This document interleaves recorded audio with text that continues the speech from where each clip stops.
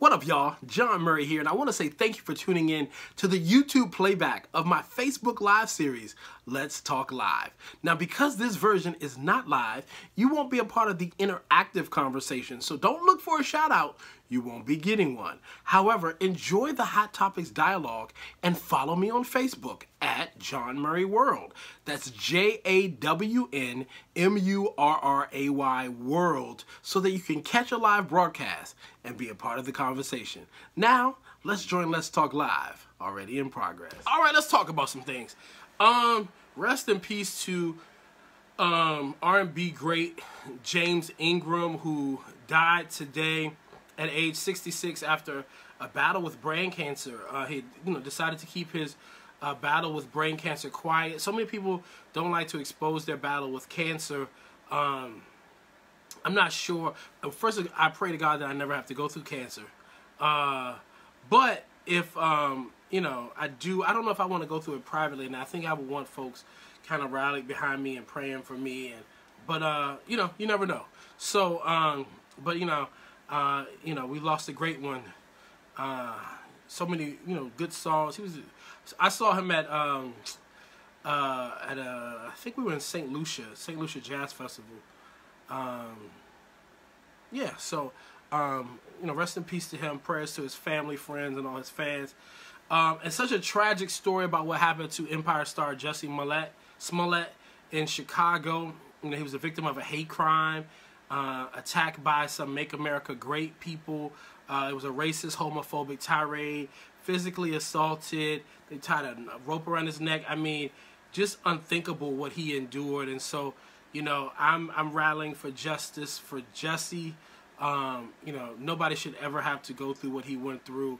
And I hope when they find the people who did this to him, and I hope everybody gets involved. Sean King, all of y'all, we got to help figure out how to put some pressure on these people to get justice for Jussie, because these people need to face the full extent of the law. Just truly a tragic thing. And speaking of tragic, y'all know I love my Starbucks. I'm drinking it tonight because I might have to stop drinking it in a minute. Howard Schultz, the founder of Starbucks, nice guy. Great businessman. He's thinking about running for president as an independent, which I hate. Woo! Because, Ralph Nader and just so many independent candidates have compromised elections. I think even Jill Stein, caused problems in the last election. So I like Howard Schultz, but if he officially comes out and announces that he's going to run for president as an independent, I'm going to go on hiatus with my Starbucks. I'm going to stop consuming Starbucks, even as a gold card carrying member. And I'm not a coffee drinker, but I am a tea drinker. I love their teas. I love their, they have a secret menu. I know about the secret menu. This is a secret size cup. On the menu at Starbucks, they have a tall, a grande, and a venti. Well, this is a Trenta. This ain't even on the menu. So you got to be in with Starbucks to know about this. They got other secret menu stuff. Like I like the pink drink. I like the violet drink. All this stuff is, it's not on the menu. They got the medicine ball. All this stuff ain't even on the menu. But if you know about it, you know about it. So I like Howard Schultz. Great businessman. Nice guy. Don't want him in the 2020 election. And if he runs, I'm going to go on sabbatical until he gets out of the campaign. So if you feel compelled to follow my lead, do so. All right? That's how I feel about that. Over the weekend, I watched Netflix documentary for the Fyre Festival. Woo! That was one good documentary. If you have not followed the Fyre Festival, if you don't know, what this is about, just Google it. Get into it. There are two competing documentaries. One is on Netflix, the one I watched. And there's another one on Hulu. The Hulu one paid the guy who was convicted of conning all those people, Billy McFarland, to be a part of that documentary. So I didn't necessarily gravitate to that one. But you know, I'll say this.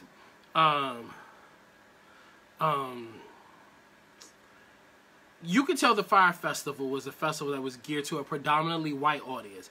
Because black people would not have fallen for that okie doke like that. First of all, black people ain't putting up thousands of dollars to go to a festival in another country and not know where their money is going. These people not only paid for these high-end packages, but then they were told to put $3,000+ on these Disneyland type of bands, and they were just giving up money like crazy. It's funny. Initially, I hit up my friend Demetra Lucas, and I was like, as much as you and I travel and the type of festivals and things we've gone to, could you imagine if this happened to us? And she was like, I done lost my mind. And I'm thinking, I done lost my mind too. But the reality is that I'm so particular about how I travel. Like, I turn down gigs if you can't put me on a particular airline. You know, if you can't send me my travel logistics and stuff in advance, I'm not getting on a plane going somewhere not knowing what I'm doing and how I'm doing it. It just ain't gonna happen for me. And I don't know that that's necessarily a race thing or just I'm funny about how traveling is an extension of me working. And so in order for me to be my best self when I get to where I gotta go, I need to be comfortable. And so I'm not a difficult person. The reason why I've had longevity in this business, and I get a lot of repeat business when I work with TV companies or brands or entertainment entities where they bring me in for award shows or hire me for gigs or hosting things. I get lots of repeat business because I'm easy to work with. I'm very professional, and you're not gonna run an okie doke on me, but I'm at least gonna know where how I'm flying and where I'm staying. You know what I'm saying? So you know. So you watch the Fyre Festival documentary. It is compelling content. And the big discussion that I see a lot of people having is how Ja Rule looks as a result of the documentary. And you know, I'll say this, and sometimes I try not to offer my full opinion on the thing until I know people have watched it. Because anybody who knows me personally will tell you, I won't have a dialogue with you about something you haven't consumed. You can't come and talk to me about a TV show you haven't seen. You can't come to me and offer an opinion to me on a movie that you haven't actually watched. Like, I'm not down for that. You know, like, come and have an informed dialogue with me. And so as it pertains to the Fyre Festival, I'll say this. I know there's some people who say, Ja Rule looks compromised because of some of the things he did and said. You know, I think part of what saved Ja Rule in the Fyre Festival is that he wasn't actually there, you know, when all the stuff hit the fan. And then after it hit the fan, you know, when they had that post call, I don't think he was aware of the brevity of what had actually transpired. So I don't view him in the same lens that I view Billy McFarland, which is why I think he did not face the fraud and extensive prison time and stuff that Billy faced. Yes, I do know people are suing him, you know, in civil suits, but that's more financial than anything because they're suing him financially because they feel like he brought credence and respectability to what Billy was doing. But regardless, it's like an hour and 39-minute documentary, easy to watch but very compelling nonetheless. If you're just signing on, and I'm sorry for eating and talking, but I have not had a snack and these are almonds. If you're just signing on, welcome to Let's Talk Live. If you have not hit the share button, let folks know we're here. We got some other really heavy, hot topics we're going to get into tonight. I'd love to have some fresh faces, some fresh voices chime in. So let folks know we're here. Hit the share button. If you have not, please hit the share button. I should have reminded you guys of that earlier. And also, at some point in the very near future, we're going to be moving over to YouTube. So if you're not a subscriber of my YouTube channel, make sure you go to Jawn Murray, JAWNMURRAY,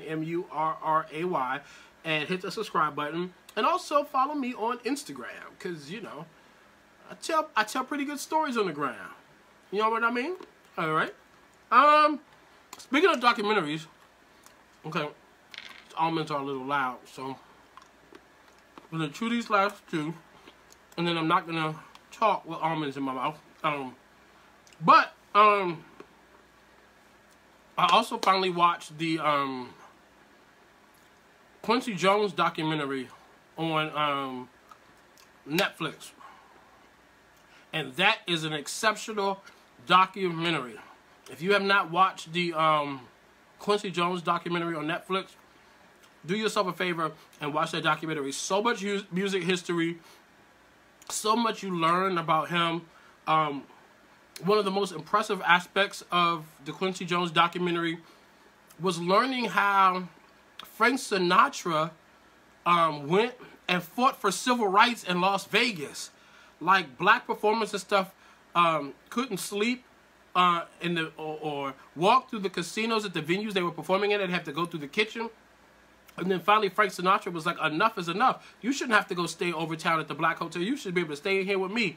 And so Frank said he wasn't going to perform unless Kenny and the other guys could stay where he was staying. And we got desegregation in Las Vegas. So thank you, Frank Sinatra. Appreciate that. And since we're in the space of documentaries, I have not done a live since Surviving R. Kelly. I'm sorry. These almonds may not have been the best idea to do it alive. But I watched all 6 episodes of Surviving R. Kelly on Lifetime. I will say this. I don't care how much you think you know about R. Kelly. I don't give you one of those people that was like, I cancel R. Kelly after the sex tape came out in the early 2000s. I don't care about any of that. Everybody, lottie-dottie, everybody ought to watch the documentary Surviving R. Kelly on Lifetime. It is 6 hours that's worth your time. If you are a parent, if you're raising sons or daughters, if you know somebody that's gone through sexual assault, sexual abuse, if you just need to understand why black people rally behind criminals like R. Kelly and Bill Cosby and things like that, this documentary deals with all of that. And I'm not a person that's easily moved to, emotion and, with tears and, and all that type of stuff. But when I tell you episodes 5 and 6 of this documentary had me completely wrecked. If you can watch this documentary and you don't shed a tear or two and multiple episodes, you might need to go get your soul checked, because something may not be working. Is that the iconic Rolanda Watts hanging out at my Let's Talk Live? How privileged am I to have a lady that I love so much, whose talk show I went and sat in when I was in high school, who, she's a very important person to me. Thank you for hanging out tonight, listening to me talk to the people. But yes, see Surviving R. Kelly, and I have a very zero tolerance policy for people who abuse the parents. And listen, anybody who said, I know, Rolanda, I'm gonna stop eating them nuts. Them nuts they don't mess me up real bad. I don't clear my mouth with my Starbucks, and I'm not chewing on nothing else. But anybody that you see say, what about the parents? I blame the parents. They haven't watched the documentary. Because if you watch the documentary, there's only one family who, for lack of better terms, kind of turned their child over to R. Kelly for career advancement. And even though they detail how they did it and how they thought they were doing the right thing, that's only one family. Most of the girls in the house aren't in that house for that reason. So, if you can, make sure you watch that R. Kelly, Surviving R. Kelly documentary. Kudos to everybody involved. All right? All right. Let's talk about something that is very intense. It's got folks worked up. I have been following this for a couple of months. And I see it finally reach mainstream media. But so lifestyle guru B. Smith, a woman who I had the chance of working with in Cincinnati, we did an appearance together for Procter & Gamble at some type of expo. I forget what type of expo it was, but it was in Cincinnati. Big event. She was so wonderful. Her husband Dan was always so nice. And then a lady who I would see often because she had an amazing restaurant titled B. Smith's here in Washington, D.C.'s Union Station. big picturesque restaurant. I mean, I would go there and have meals with just my friends. It was a place you went on dates. I mean, when I would get together with my friends from high school and stuff, when we thought we was trying to be fancy, we would go to B. Smith's. But, I mean, I've also broken bread with some really amazing people there. Like, the first time I had dinner with Regina Bell was at B. Smith's. First meal I ever had with gospel singer Byron Cage. It was a lunch at B. Smith's. I'm trying to think what other celebrities I've had meals with.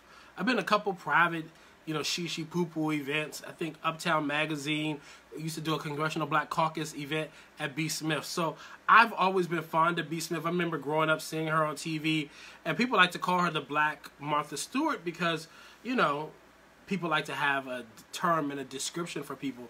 But the truth is that B. Smith was a lifestyle guru and an entity all into her own. You know, I have some of her cookbooks around here. I wonder if one is accessible. It's probably too far. You know, when she got diagnosed and went public with her Alzheimer's journey about 6 years ago, it was devastating to a lot of people. It really shook a lot of folks. And so for those who have not been following the story and have not seen the story that originated in the Washington Post, and it's also been all over the talk shows and news shows today. So, you know, 6 years ago, B. Smith was diagnosed with Alzheimer's. And there have been a few episodes throughout the years where she kind of like was able to get out the house, and she was missing. I remember one time she was missing in New York for about 24 hours, and her family was in a panic trying to find her. But now she's in the place in her life with her Alzheimer's where she doesn't remember anybody. And so, you know, her husband has remained married to her, but and still takes care of her, but he started dating another woman. And that woman has a room at the house. She stays there quite often. She also assists with the caretaking of B. Smith.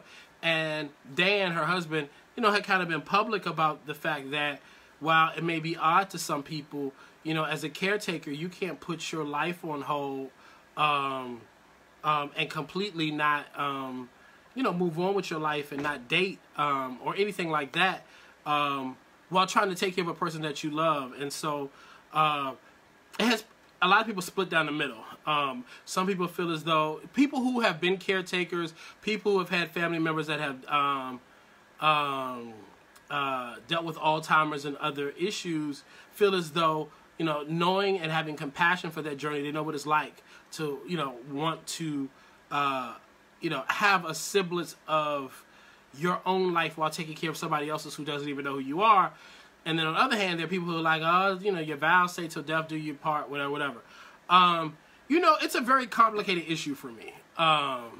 You know, I know what a lot of the public sentiment is, and I know, if we're being totally honest, there's a group of people that have issues with the fact that her husband has moved on with a woman that isn't black.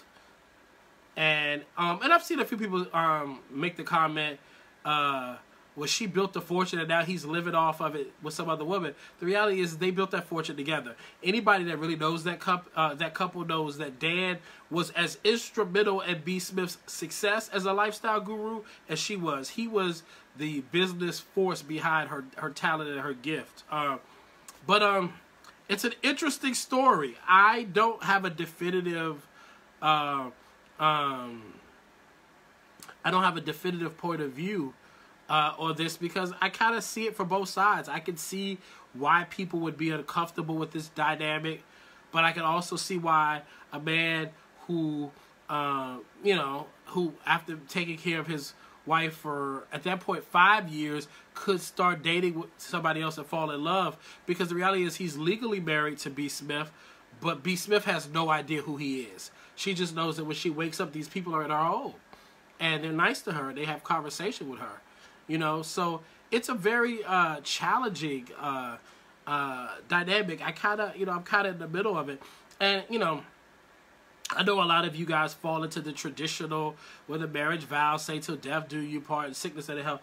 You know, I'm not into all of that. I don't subscribe to the traditionalism of marriage, and you have one life to live. And so many of you guys live your lives worried about other people's expectations of what somebody taught you should do, instead of doing what's instinctively natural for you, or what allows you to, to be happy and comfortable. So, I don't know. I mean, clearly whatever is happening works for Dan Gaspy and his girlfriend Alex Lerner. And, you know, I watched some of the video, and, you know, despite the fact that she doesn't really understand what's going on, B. Smith seems happy and well taken care of. And so, you know, I've seen some of your comments, and, you know, there are a lot of you guys who are repulsed. Yolanda Davis said, I'm disappointed by your position. I could care less about your disappointment. Because I take ownership of how I feel, and I feel good about how I feel. So, but like I said, everybody's entitled to their own position. It seems to be working for Dan Smith and Alex. I don't know if it's something that I would do, but I think the thing that I respect the most about what Dan is doing is he's making sure that his wife is well taken care of, because I've seen other people go through the caretaker situation, and I know the challenges that folks have faced, you know, while dealing with, dealing with somebody with Alzheimer's. It is not easy. I know, for a very short period of time, my grandmother dealt with a bit of, I don't know if it was Alzheimer's or dementia, and I remember nobody had told me, and so I went down, we talked on the phone, and she started to deal with a little bit of the repetition, but it wasn't anything intense. And so at some point my grandmother went into a nursing home, but nobody had told me. So I went down the country, in the city that I was born in, and ran into one of my cousins. They told me where she was. I went into the nursing home with my mother, and this was my dad's mother. And I went and said, "Hey, Grandma," because they told me what room she was in. And she said, "Oh, hello." And I said, "It's John, your grandson." And she said, "Oh, okay. I still don't know who you are." And when I tell you, it just emptied me. If my mother had not been with me, because, you know, I don't think since like maybe being a kid, I've ever really, as an adult, like really cried around my mother. I don't know why that is. Maybe because I like to be strong for her or whatever. But if my mother hadn't been with me, I'd have been looking like somebody in a Tyler Perry movie, like, "Grandma, you don't remember me, Grandma." Like, but that's how I felt in the inside. Like it was tough. It was really tough. And so I couldn't imagine being in a situation where I was married to somebody who didn't remember me for, you know, at least 4.5, 5 out of the 6 years since their diagnosis. That would just be really tough on me. So, you know, again, I don't know exactly how I feel about it. I don't have the disdain for the situation that other people have. It's just all very interesting. It's a very compelling dialogue. So I'm not committed on one side or the other. But it's been very interesting to see people's commentary about it. I can understand both sides. And it's a very, very interesting dynamic. And, you know, watching some of the comments here on the page while I've been dialoguing about it, it looks to be about maybe 65-45, 70-30. Like 70% of y'all are like, "Oh, he's a dog. Oh, he needs his tail kicked." But then there are people who are like, "You know what? He should be able to have love while taking care of somebody he did love." And, you know, so very interesting. Listen, we live in a free society where we're entitled to our opinions, and as long as we do it and do it respectfully, I think it can work. So, all right, listen, we're gonna get into a couple other things, but again, make sure you have subscribed to my YouTube channel. If you have not, go to Jawn Murray, JAWNMURRAY, hit the subscribe button. Also, subscribe to my Instagram page. Follow me at Jawn Murray. You can also follow my Twitter. And if you have not, please hit the share button. Let some other folks know we're having this dialogue tonight. I'd like to get some fresh perspectives, some fresh chiming in. you know, absolutely. All right. So, let's talk. Ask me some questions. I'll try to answer some of your hot topics. Questions are, ask me questions. Don't drop like the color purple and think I know what you're talking about. Questions start with who, what, when, where, and why. Y'all know I was a full-time writer for years, so my background in journalism would like for you to write it as an actual sentence, put a question mark, act like you're on Jeopardy, ask your questions in the form of a question, and I will try my best to answer it. So let's get to some of the questions, and I'll try to answer them, and then we'll get off here and say goodnight. All right? Shout out to Alvin Williams. And is there anybody who wants to dialogue with me a little bit about the B. Smith stuff on camera? Anybody comfortable with joining the conversation? If so, put the hand emoji, like the one waving in the question part. And I will, if your device is camera ready and it says I can add you to the dialogue, I will try you out. All right? Darva Brandon says, do I know what's going on with Wendy Williams? No. Yolanda Davis has said, do I think Black Panther actors are being snubbed? No. Michelle Woods, what about the questions we posted earlier? Oh, let me go to those questions. Thank you for reminding me, because I did forget.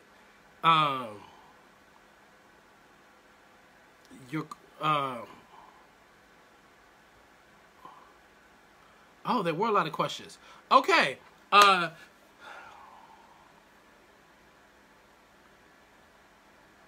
Do I know how the crowd responded to Chadwick Boseman's speech? Winning to the, I think positively. There's not been any stories of backlash or,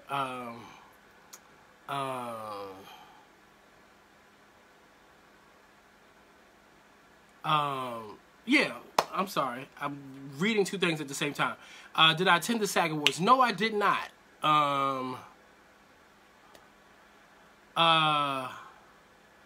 William Packer II. What is my opinion on Monique, what she said about Whoopi always being the help? So typically I don't address the former Hollywood star Monique, because I really try, we're almost at the anniversary point of my little situation with her last year, and I try not to give energy to negativity. Anybody who really knows me will tell you I'm a very positive person. I'm an optimistic person. I'm a man of faith. I call things out. I'm not for the okey doke. I've not been, yeah. So in all of that, because there's always so much negativity tied to that particular person and that husband of hers, I really try not to give them any energy. And so in that, I usually don't address them. However, I have time tonight. And so, for those who don't know, the woman who starred in Precious is going to do a shared residency in Las Vegas. Her, Eddie Griffin, and Lunel will be doing different nights at a comedy venue inside the SLS Hotel. Erroneously, that particular comedian was telling people that she's the first African-American comedian to have a residency in Vegas, which is factually inaccurate. Marsha Warfield, as you guys may have seen over the weekend on my timeline, who starred in Night Court, veteran Hollywood comedian who had actually retired recently, many years ago, and then came out of retirement recently. She is the first African-American woman to have a long-term residency on the Vegas Strip. She's been at the Stratosphere Hotel since 2017. So facts matter, and you can't change the facts to serve your own agenda. So no, Monique is not the first woman to have a residency, black woman to have a residency in Vegas. Additionally, I think it was 2015, 2016, there was a female comedy residency at the Venetian Hotel called Lipstick.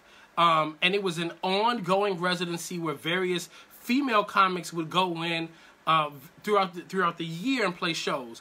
And so both Sherry Shepherd and Lonnie Love and I think Wanda Sykes were a part of the Lipstick female comedy residency, rotating residency there in Vegas as well. So you had that happened. And then Marsha Warfield, who's been on the Strip for almost 2 years now, having long-term residency. So let's just start there. So while promoting the fact that she's going to Vegas to do comedy shows, and I'm glad she's able to generate some work, you know, because Hollywood isn't interested. That comic did an interview in the New Yorker magazine, and they asked her about when she was on The View last year, and Whoopi Goldberg, who is the most decorated comedian in this industry. Whoopi Goldberg, who is the most decorated comedian in this industry because she is an EGOT winner, which means she has an Emmy, a Grammy, an Oscar, and a Tony. That's all the most prestigious awards. And then as a comic, she also has a Mark Twain Comedy Award, just adding on to the extra, it's like the icing on top. Whoopi tried to school Monique when she was on The View.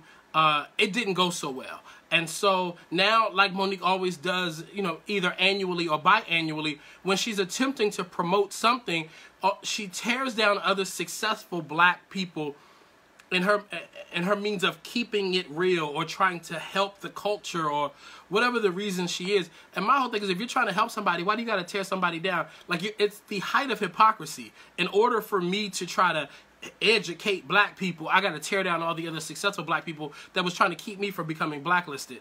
But she said that Whoopi Goldberg has always been the help when she ever produced anything. Well, reading is fundamental. And there is a platform in this business, anybody can access it online, called IMDb.com, International Movie Database.com, IMDb.com. You can put a person's name in and you can see all of their TV and film credits. I have an IMDb.com where you can see the hundreds of TV appearances that I've made throughout the years. And so on IMDb.com, you can see the 25 plus movies and TV shows that Whoopi Goldberg has executive produced. Whoopi Goldberg has also won an Emmy for executive producing. She's also won a Tony for executive producing. So I say what I say about that particular person all the time. Facts matter, and you can't make up facts. She historically likes to make up facts. I was on Cafe Mocha Radio, a syndicated radio show that Lonnie Love, Angelique Perrin, and Yo-Yo co-host, and that comic and that husband of hers were on the radio with me, and we had this dialogue and on the radio, and the audio can be found online to this very day. That person said, my wife is the first woman of color to have, or the first woman of color to have her own late night talk show. And I was like, no, she's not. Whoopi Goldberg was. But again, most of the media people that they interview with, a lot of the people in blog culture, they don't believe in researching. All they do is run quotes and they do headlines for clickbait. As long as you guys are clicking on that content, they're not interested in being factually incorrect and being people of substance. So that's my reply to what the former Hollywood star said about Whoopi Goldberg. Whoopi Goldberg has a thriving career as the co-host of The View. Whoopi Goldberg is producing movies and TV shows and Broadway plays and all types of things. And so, and she probably won't even lower herself to respond to that person. All right? All right, so I don't have any comments on the Wendy Williams situation other than I wish her a speedy recovery. I hope she's doing well. There have been several of you guys asked, am I going to do the show? I've not been asked to do the show. If you would like for me to do the show, feel free to go to their Facebook page or tweet them and say you'd like to see me on. But I've not been asked to come on and do any of the panels and appear on the show. But I wish them all the best, and I hope Wendy gets well soon.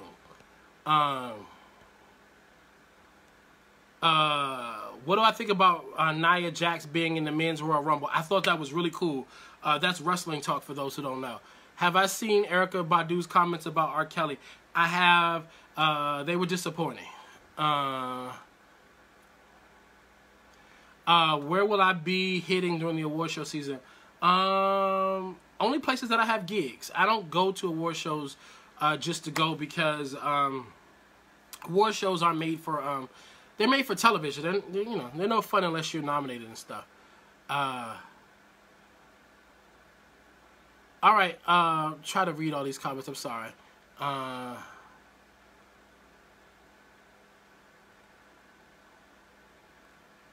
Erica Field says, "What's going on? What's going to happen to Steve Harvey's show because Kelly Clarkson is taking over his slot? Don't know what's going to happen with Steve Harvey, but what I do know is he won't be airing on NBC any longer because that's where Kelly Clarkson will be." Joshua Farr asks, "Do I watch Big Brother?" I guess you'd be the Celebrity Edition. Yes, I love Celebrity Big Brother. I think the cast is really good this season. You know, Candy Burst is a friend of mine, so I'm rooting for her. Joey Lawrence might actually be black because he doesn't age. And anybody who ever thought Tamar might be a little bit out of her mind got confirmation watching this season of the show. It's good TV, absolutely.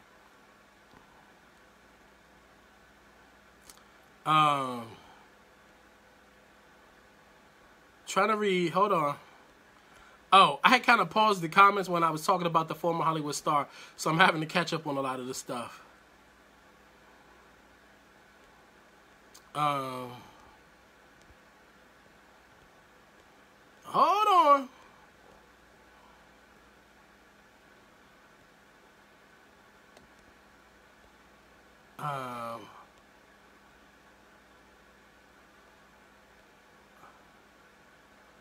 Okay, listen, if you asked the question and I missed it, oh, David Pickney wanted to know how I feel about Gladys Knight singing the national anthem. I love Gladys Knight. Gladys Knight has always been like an aunt in my head.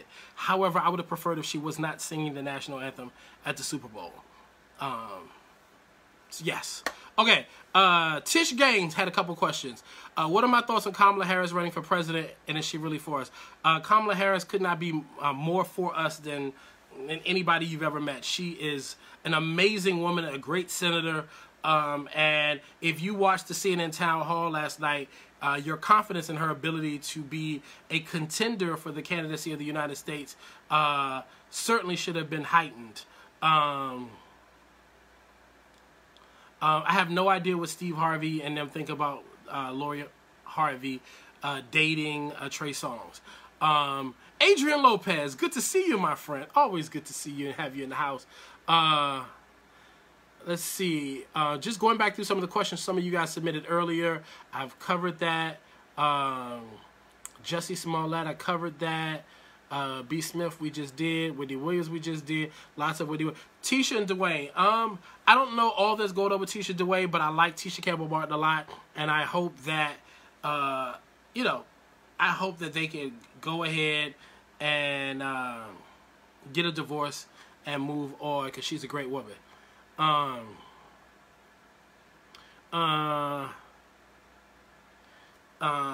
Angie Johnson says, "Do I believe the brat Erykah Badu's apology is sincere?" Listen, we get mad when people say things. Then we get mad when people apologize for things. And, you know, then we tell people that we don't like your apology. I'm not here to judge anybody. I'm always disappointed when people are coming out and supporting a predator, and I think they're coming from an informed place. The thing I will applaud the brat about is that she said she wasn't as informed as she thought she was. She had to self-check herself, and she apologized, and because of that, I respect her for it. And that's all you could do is ask for a person to grow and evolve. I try not to put a standard or an expectation on a person that I wouldn't put on myself. You guys had a lot of questions. Just try to make sure I didn't miss any of these. Hold on, I'm gonna go to show all comments. All right, here we go. Somebody said, "Where am I?" I'm in home in Washington, D.C.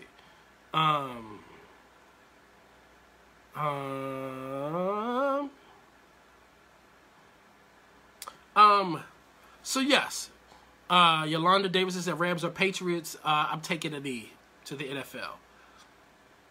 And it's so funny because I see so many people that are supposed to be woke or conscious online talking about the NFL, and I'm like, even if you're like such a sports fan, it's a part of your childhood or your upbringing that you decide that you want to watch privately, that's cool. But when you online and stuff, touting and stuff, you can't be hashtagging Black Lives Matter and then also talk about, hope my team didn't go to the Super Bowl. Get out of here. Hide the hypocrisy. What do I use in my hair products? What do I use?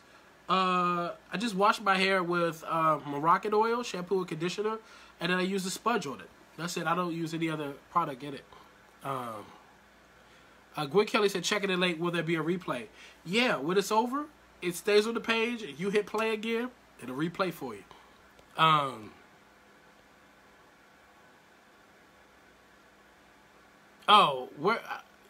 sorry. Where's Yolanda? Yolanda Davison, you wanted to talk to me about the B. Smith stuff? If that's the case, can you put the emoji hand again? I'm sorry, I missed it earlier. Jonathan Foger said, you see oh yes. So I did a couple appearances during my Tom Jordan years at the Kentucky Derby, and this is a boxing glove that I got from the Muhammad Ali Center. Yeah, it's really nice.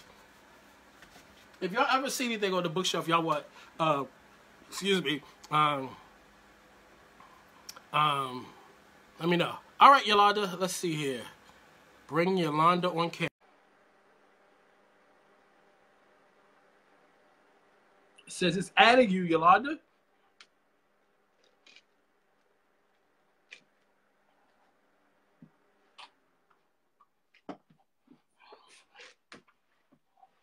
Still adding you. We're waiting on Yolanda. We're waiting on Yolanda. We're waiting on Yolanda. We're waiting on Yolanda. And while we're waiting on Yolanda, I would love to know some of the other people that you are excited about.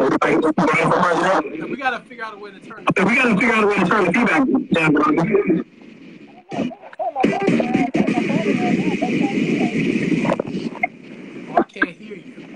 Oh, I can't hear you. And you gotta. I feel like I'm on a roller coaster around you doing. What's happening over there? Okay, so hey, you don't have earpieces, do you? Do you have some? Do you have some for the room? Okay, you gonna log off and get them in. Okay, you gonna log off and get them in. All right.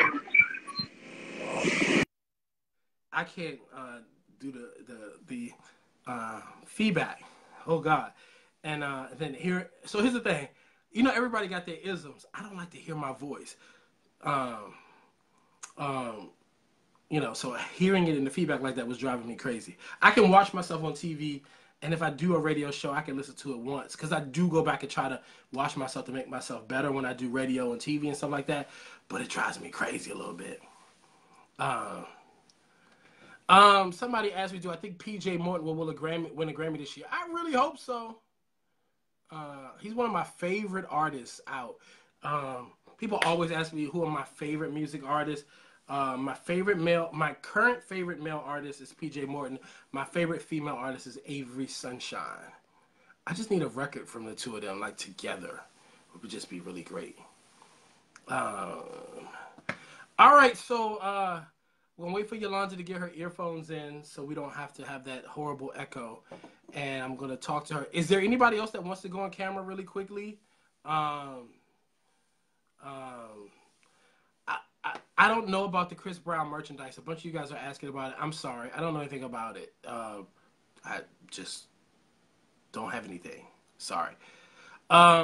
Any other questions in the meantime? And then, I'm sorry, I also asked you guys, what candidates are you liking so far that are running for president or you think may run for president? I'd love for you to drop some of the names there. You know, I like Kamala Harris. I like Joe Biden. as I said earlier, I don't want Howard Schultz to run as an independent. And if he is running, I'm going to go on a Starbucks hiatus. I like Cory Booker. I don't know if I want him to run for president, but I do like him. He's a great senator. Did I talk about Monique and Whoopi? You must have just signed on. What do I think about the Clark Sisters movie that Lifetime is doing? I think that's great. Was I working on my recent quick trip to the Bahamas? Yeah, I was hosting a group of faith-based influencers down there. It was really great. Yeah. Anybody else? Cassandra, you said you want to talk, but yours doesn't show camera ready, so I can't, Eric Holder. So some of you guys like Eric Holder. He's a great one. I need to really learn more about his plight in this presidential race. I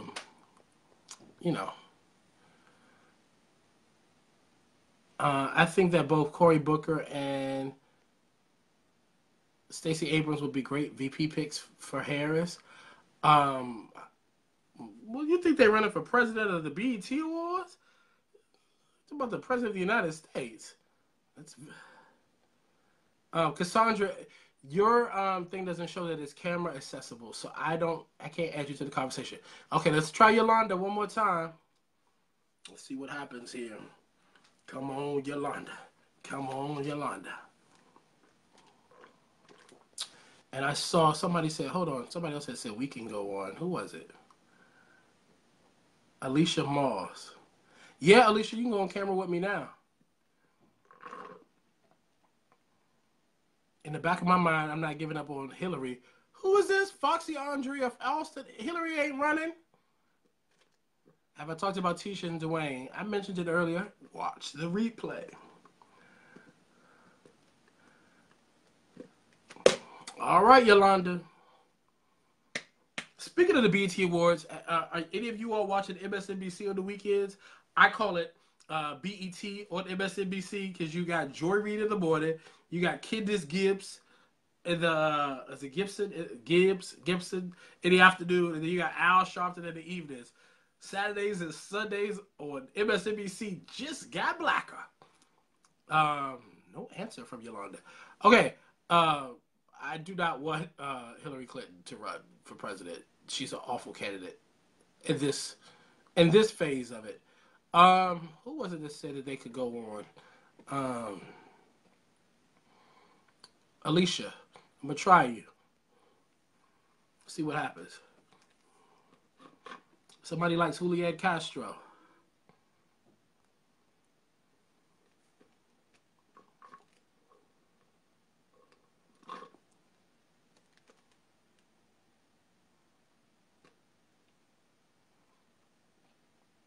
Why didn't they add who to the 2020 election coverage? Oh, Alicia. It's Alicia, Hi. right? Yes. How are you? I'm good. Where you at? I'm in Charlotte, North Carolina. Are you in a hotel or you in the house? I'm in my house. I'm trying to look at is that the window behind you? No, you do not want to know where I am. It doesn't matter. Okay. I won't ask that. We live. So I usually come on and catch you. I have to come back and do a replay, but I really like how you are like everywhere, right? Like how you are, you have all of these different spots that you do and you're traveling. So I think I'd read at some point how you got into it, but tell me kind of like where you are right now in terms of moving around so much and working for different brands and being all, is this stability for you? I guess that's my question. Yes. So, okay. The mortgage gets paid every month. Okay, good. All okay. the bills get paid. So I want to do what you do. So listen, and if it didn't, I would, I don't know that I would necessarily follow Jeffrey Owens and go get a job at Trader Joe's, but I surely would consider working at Starbucks. It's funny. My friend Adrienne Lopez, I don't know if she's still in the chat. I was just telling her the other day, and I've told several of my friends this. I enjoy being in Starbucks so much that I have contemplated just going to get a part-time job at Starbucks just because I want to see what it's like. Because, my first regular job was retail. My first job was at Baskin Robbins. I got fired. And then my second job. Well, that might be an indicator right there. Well, I don't want to tell you why I got fired from Baskin Robbins. Okay. Let's just say I was really skinny and I was eating too much ice cream at work. Baskin Robbins would have kept me from getting these chubby cheeks. And so, and then my second job was at Shoetown, which I was really, really successful at. But so when I was going to get into business, I was either going to do one or two things. I was either going to work in the entertainment industry, and I wanted to be discovered like Ricky Lake was discovered. I wanted to come right out of Norfolk State. I wanted somebody to be like, he's a great talent, and then give me a talk show. So I started, while I was in college, I started getting myself booked on talk shows. So the first show I did was the Rolanda Watts Show, which is why I love her so much. So I was dating this girl named LaShonda Banks. She's a celebrity makeup artist now named Sean Simon. She's married. We're still friends, really good. But I thought that was going to be my wife. And so I was at Norfolk State. She was at the Shenandoah Music Conservatory, and we hadn't seen each other in like 5 or 6 months.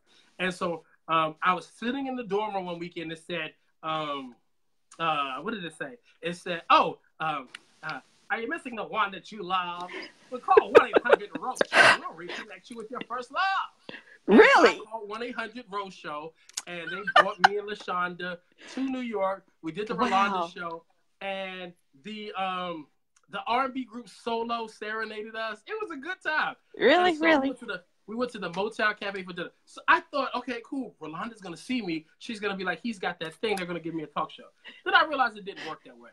So breaking into the business was challenging because I was this country boy from a little town in Virginia who lived in the D.C. suburbs, and I just couldn't figure out how to make it work. So I had a professor that was like, well, you're a really good writer. You should write on the side. And so I started writing while I was still in college. The dot-com boom thing was happening, so I started getting a work, and I was able to build a name for myself right from the school dorm. Oh, okay. I started getting professional freelance work.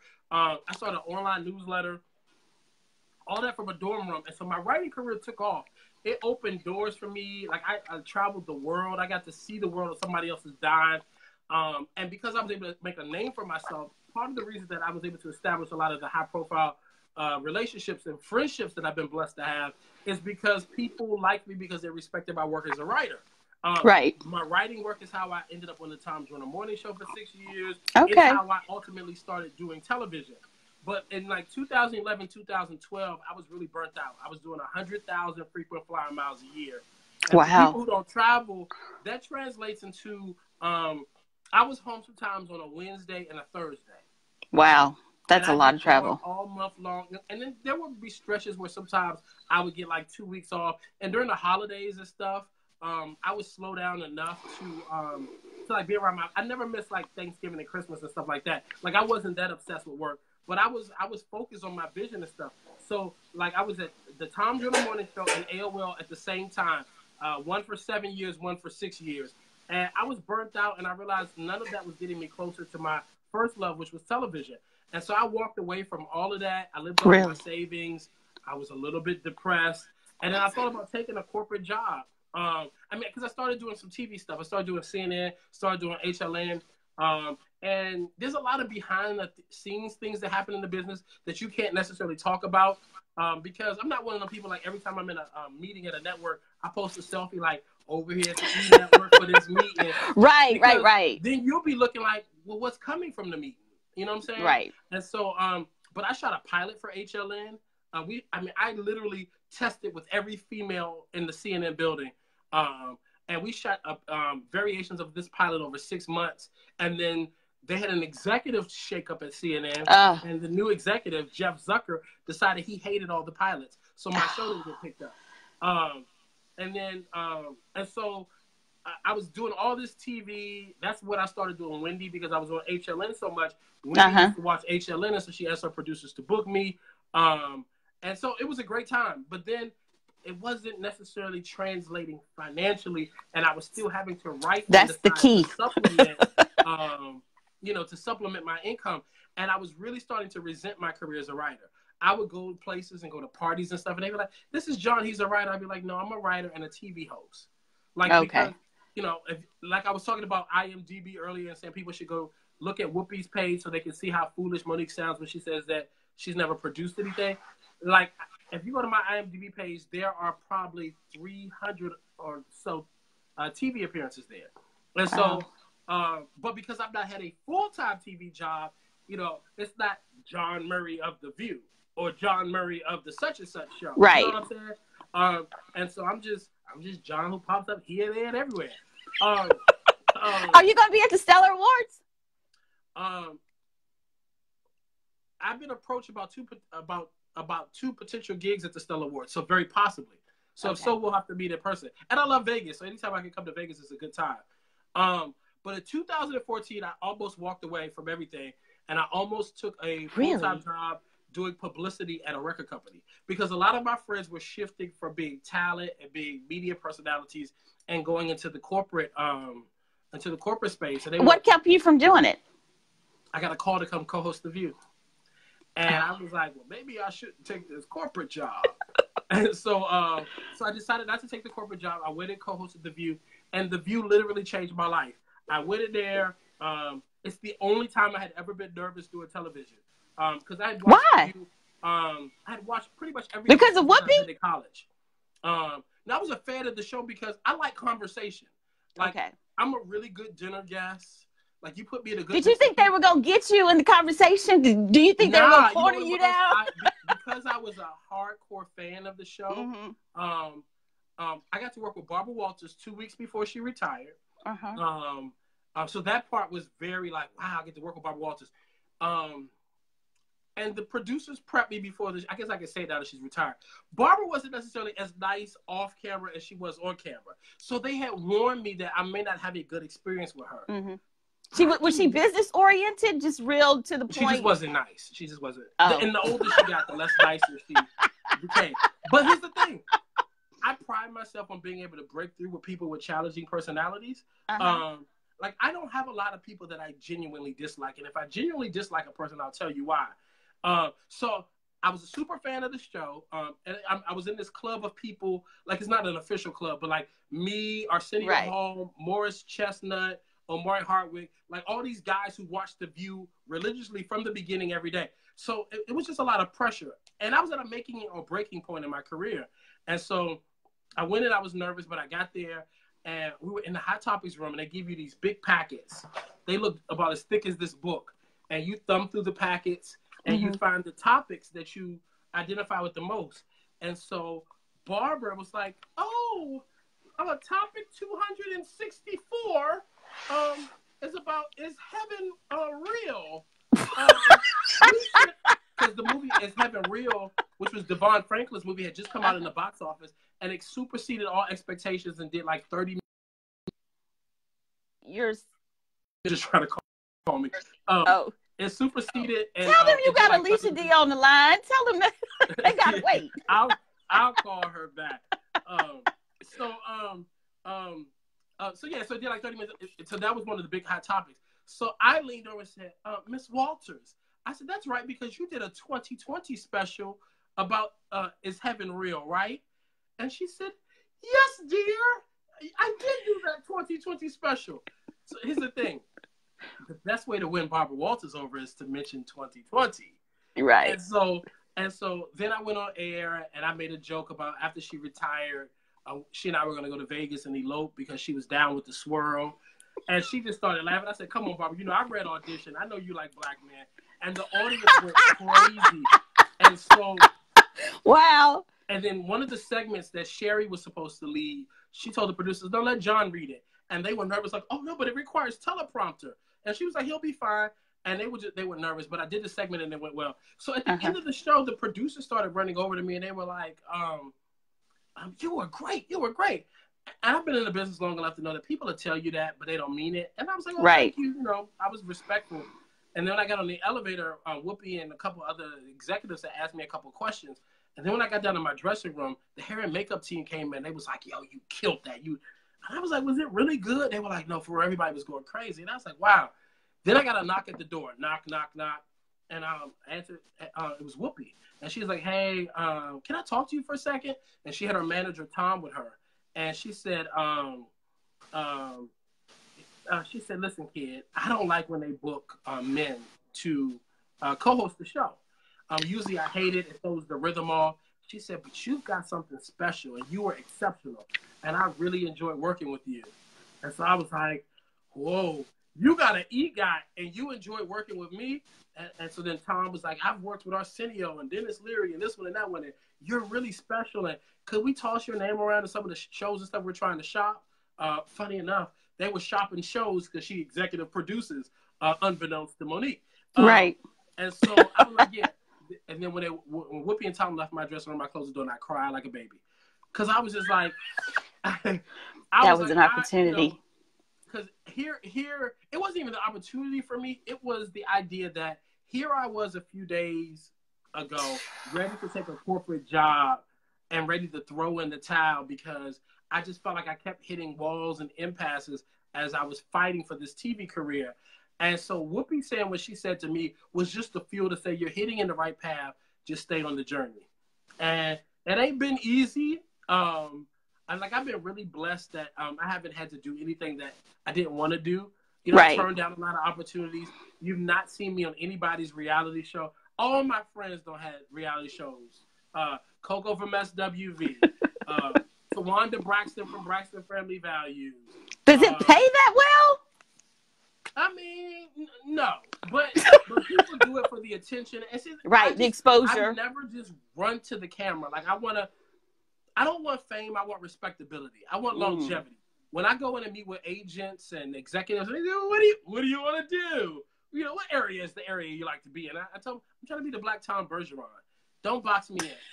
Entertainment news was great for me. Mm-hmm. If CNN called right now and said, can you talk about Jussie Smollett, I could go on TV with no prep work because entertainment flows from me like a river. But I love talking about social issues and community issues and diversity. I like talking about matters of faith, and I love that on HLN I got to talk about topics that people wouldn't expect me to talk about, like are Black Republicans discriminated against? So, and then there are other things like, the last 3 summers, I've had development deals for talk shows. 2 of the shows didn't go. And then one of the shows is a show that's on TV now that I didn't want. I won't say the name of the show because I don't want to compromise the show. But let's just say the money was really bad and it would have taken me a step back to be a host on a show in this particular genre just because I want to do smarter, more engaging content. And it just would have been more of the same. And then I mentioned that the money was really bad. Yeah, you said that. It was really bad. So, I don't know what ultimately is going to happen for me in TV. I know what I would like to see happen. I would love to work in the daytime space. I have some really great concepts for cable that I'm trying to shop. And I'm going to just stay on this journey together. Hopefully I can make a whole lot of money and hire Adrian Lopez, who's in the comment section, to come run a production company or something for me, that sounds real good. Well, thank you so much. You're a good interviewer yourself. You know what? You want to be in this business. Yes, I was turned down for the Stellar Awards. I was going to do some red carpet stuff. And I don't know, they got a new publicist or something, or new agency or something. And like me and a few of my friends got turned down. And we're like, what? Have you done it before? Yes, sir. Okay, so can you send me an email? I'm gonna fix that for you. Oh, look, yes, I sure will. As soon as I get off here. It might be a space thing, but at least I can do is put. One of my friends is working on that, and I can call her and let me just see what I can do. I'm gonna try to fix it for you. Okay. And so my email is easy. It's my first name, JAWN, at alwaysalist.com. Email me there, and I'm gonna work on it for you. Okay, so here's the next favor. Actually, it was the Super Bowl Gospel Fest that's coming up this week. Oh, you was trying to work on that? You got some I can't help you with that one, but I'll help you with the Stellas. I'm still gonna email you on the Stellas because I want to see you. Thank you so much. There are 2 potential opportunities that have been presented to me. Neither one of them have been solidified, but hopefully one, if not both of them, will work out because Okay. I'd love to be in Vegas for the Stellas. Okay. So your email is what? One more time. Tell me that email. My first name at alwaysalist.com. So those 4 letters. Alwaysalist.com. Okay, got it. And that also means you've never checked out my website. So make sure after you email me, go look at some of the content on alwaysamous.com. Okay. Well, I know you're the real deal because I listen to you on here and I come back and circle back. Check out my website. I will. Traffic, all right? I will. I will. Thank you so much. You've been great. All right. Appreciate you. We'll do this again, all right? Yes. Yes. Bye. Okay. Bye. Good time talking to a guest. That was fun, right? Anybody else want to ask me anything? I know we have gone exceptionally long tonight. This video will not do well on YouTube because I am over like 45 minutes. But anybody else want to ask me anything? If so, put the hand emoji. Raise your hand. And I've been going so long that our numbers have it has dropped. Ooh, I feel like I'm getting it. It's dropped. All right. Anybody else want to ask me anything? Otherwise, I'm gonna sign off. Go watch WWE and eat my dinner. I have my heat on auto in this house, and that joint cranked up real good. I got really warm on here. Oh, Yolanda. Okay, we're going to try you one more time, Yolanda. Let's see what happens. Hopefully you ain't got no whole lot of echoing, and you better be as good of a conversationalist as Alicia was. Thank you, Maya. Alicia did great. Ain't that right, Angela? They love you, Alicia. They love you.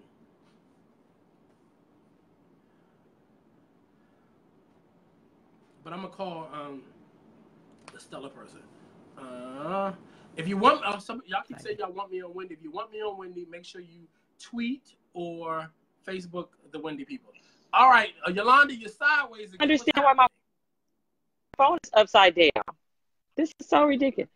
I'm the right side up. I'm right side up. Now you're upside down. What the heck?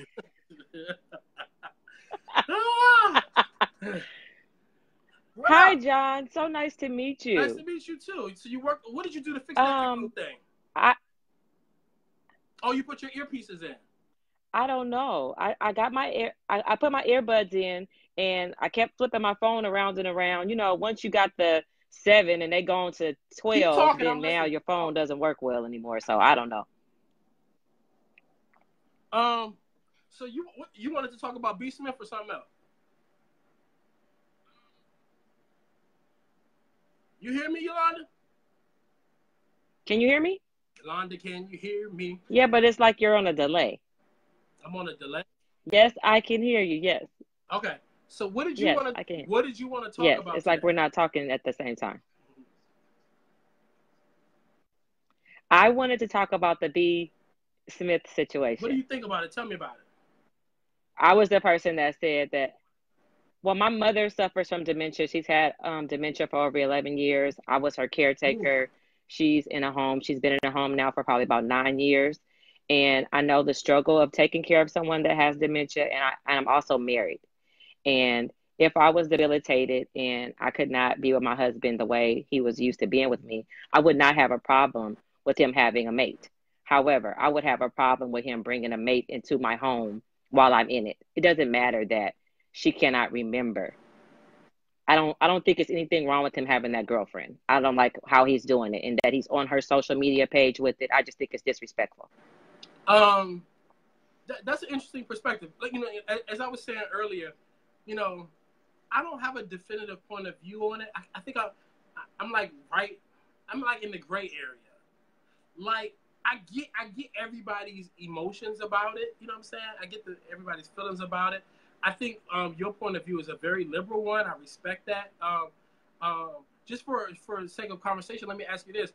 I know you said you'd be okay if he had a mate, but if you were in a position, if you had, you know, let's just say Alzheimer's, since that's what B. Smith is dealing with, and it required that you had to have the level of attention that he has to give to his wife, and, you know, leaving you by yourself or having to pay for, you know, around-the-clock nursing care would be the only way he could see his mate outside of your home or really have moments with her. Could you understand how he may want to entertain a little bit at the house because, you know, it's easier for him and her to try to have a dinner while you're sitting on the couch watching the TV show because you really don't even know who those people are. You know what I'm saying?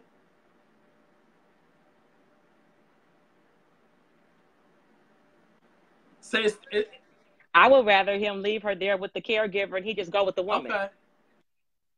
I would So, rather him just move leave his wife and just move go on with the with your woman. life. Have your romantic time. Just don't do it Yes. in the house that we called our sanctuary. That's Yes. an interesting perspective. I get it. Yes. And 100%. anything else you want to Yes. talk about?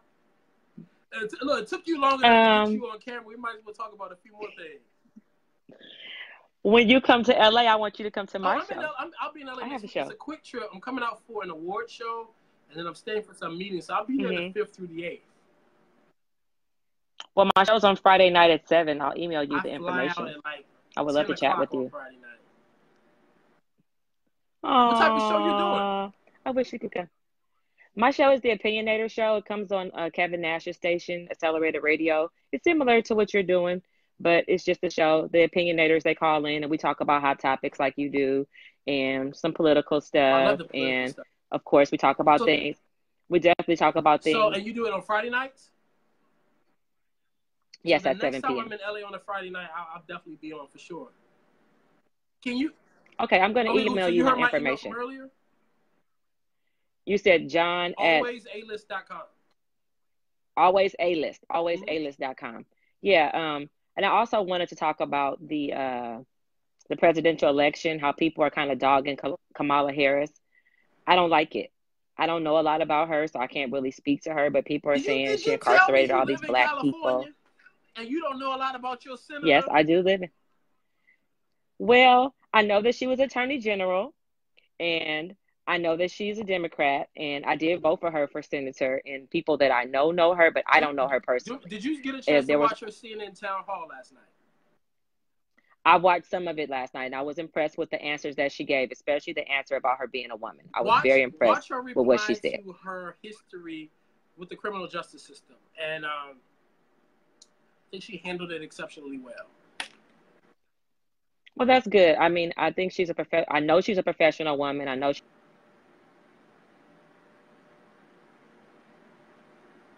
Did I lose you? Are we frozen on your end? Yolanda, I think we lost you, babe. So Yolanda, make sure you email me. Alicia, make sure you email me. Listen, this was like a 90-minute broadcast tonight. I know we went exceptionally long. I ain't been on in a while. I apologize.